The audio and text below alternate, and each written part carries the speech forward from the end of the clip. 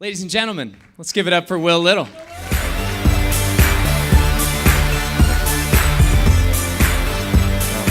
Hello, how you doing? By the raise of hands, how many of us have experienced hurt in our lives? You know the saying that hurt people, right? You ever heard that before? And some of us have hurt people knowingly and unknowingly. This is the story of the power of redemption, forgiveness, and peace.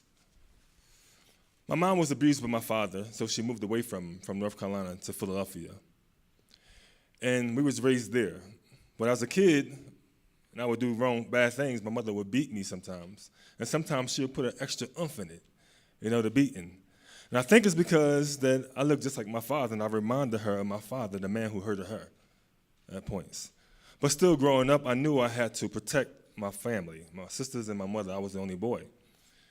One day, my mother got into a fight with a boyfriend. I was 13 years old. And I jumped in the fight, and I jumped on the guy's back, and he threw me off his back, and he said, "What, you think you're a man now? You think you're a man?" I said, "Yeah, I'm a man." He said, "Well, come on outside if you think you're a man." So I said, "I'm coming out there." I went outside. He grabbed me by my chest, threw me up against the wall, and pulled out this .38 Dillinger that he always carried and pointed it 2 inches away from my face and said, "Don't you ever jump into a fight with me and your mother again." That day changed my life. That day, I was dehumanized and desensitized. So I grew up with that mentality. And I got into the Philly streets, and I became a product of my environment. And eventually, at the age of 19, I killed another young man and went to jail. During my incarceration, my son was born 9 months later. So I became a father, one of the proud moments of my life. I wanted to change my life around. I wanted to give him something that I never had.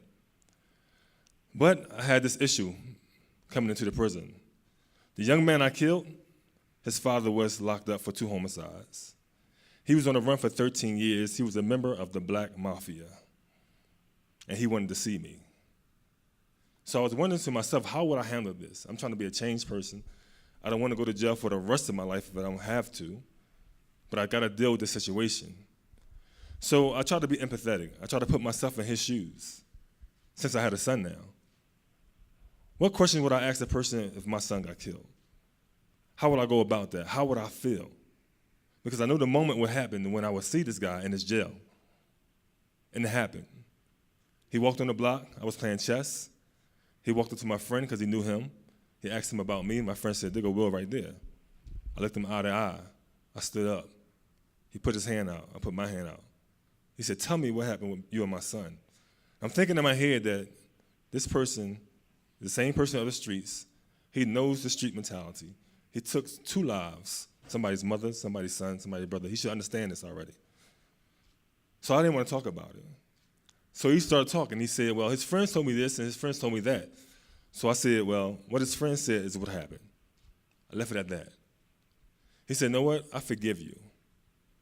When I looked at him in his eyes, I didn't feel it. I didn't feel the forgiveness. I didn't see it in his body language. I didn't believe him because I'm a good reader of people.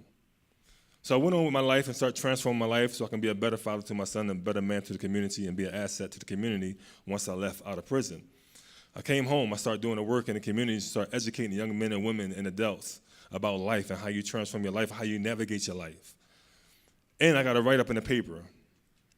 The Daily News, I made the front page, one of the proud moments in my life.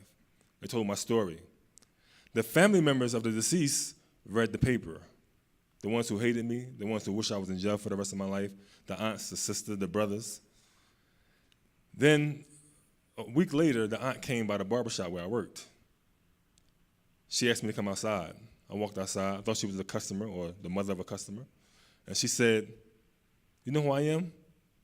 I said, "No." She said, "I'm Miss D." I said, "Oh, how you doing, Miss D?" I recognized her then. She said, "You know what? I forgive you." And that's the first moment I felt that pain. I felt remorse. I didn't feel that until that day. So I continued to do the work in the street. Then I wrote my autobiography. It's called I See Why. It's on Amazon right now. Dedicated to the deceased. So the family could see that I was real sincere about my transformation and sorry about what I did to their family member. And the sister bought the book, and she came and got a signed copy of it. So I knew she forgave me for what I'd done to her and her family and the hurt I caused them. But the brother had the issue. He was still after me. He was still trying to stalk me. He still wanted to kill me. I didn't want to know who he was. I didn't want to know who he looked like and anything. I just continued my course, following my purpose. And eventually, all the work I was doing, the good work I was doing, everywhere he went, he got blocked. People were saying, Will's a good guy. He's a good brother. You should go talk to him. Go do this, go do that. And eventually, he got the nerve and the heart to come in the barbershop, 2015. And he walked up to me. He said, can I talk to you? I thought he was a customer, too. I never seen his face before. I said, give me a minute. I'm fixing my equipment. He said, no, I need to talk to you right now. So I turned around. I looked at him. I walked over to him. I said, yeah, what's going on? He said, I forgive you. And when he said that, I knew that was a brother. I was like, wow. I said, thank you. And since that day, me and him have been working together, working with kids and talking to the community, trying to show people how to solve problems without using violence. And he has relieved the burden off his back. Now he's a happy man. Now he's not on medication no more or dealing in drugs anymore because he's becoming a changed person. And sometimes I mentor him. Sometimes he still goes through the problems still, and we understand that, and I understand that. But it's a process. And I'm helping him go through that process every day. And he's seeing the benefits of forgiveness because we're doing some great work and he's saving some lives. He's changing lives along with me. And that is the power of redemption, forgiveness, peace. And thank you.